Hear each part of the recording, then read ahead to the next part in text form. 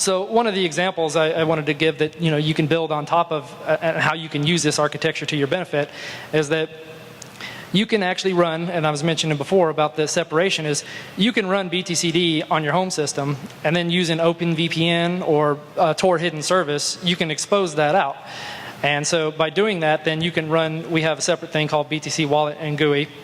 And by these two things is you can run the wallet and the GUI on your laptop. For example, on my laptop here, you can run it and then you're actually connecting back home through the VPN or through Tor to the system with the chain. I don't know about you guys, but my laptop doesn't even have a hard drive big enough to hold the blockchain. So there is absolutely no way I could do it on there without having some way to separate that out.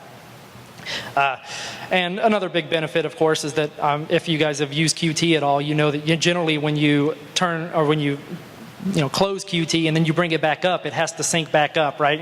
If you've had it off for 3 weeks, it's like, please wait while we sync to the chain, and you're trying to catch up.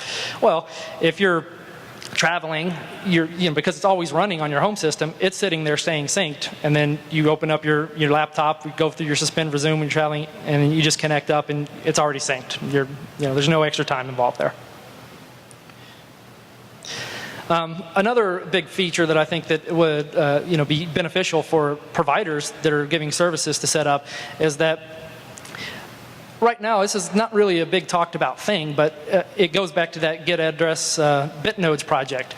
I can go out there and I can find IP addresses of everybody running that's listening, of everybody that's running a Bitcoin D node.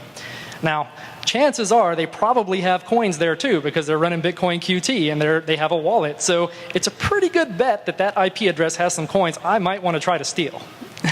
You may be wrong, but it's a good bet. So one of the nice things that you could do, for example, with the separation, is you can set up btcd on an internet accessible machine that has multiple NICs in it, and then you can set up a VLAN internal, and then you can put wallet on a completely separate machine. You can encrypt the partition, and you don't generally want to encrypt the partition with the blockchain on it. It's public data, so there's no reason to encrypt it and spend all the extra time that takes. So you can encrypt this separate machine. It's completely not accessible from the internet. So even if somebody were to manage to hack into that public IP address, the BTCD node, they can't get to your coins. They're not there. They're off somewhere else. And so we think that's a really good way for things. For example, you take the whole exchanges getting hacked and everything like that. So what if your web server gets compromised? The thing that's running BTCD is the coins aren't there. So you can't steal them.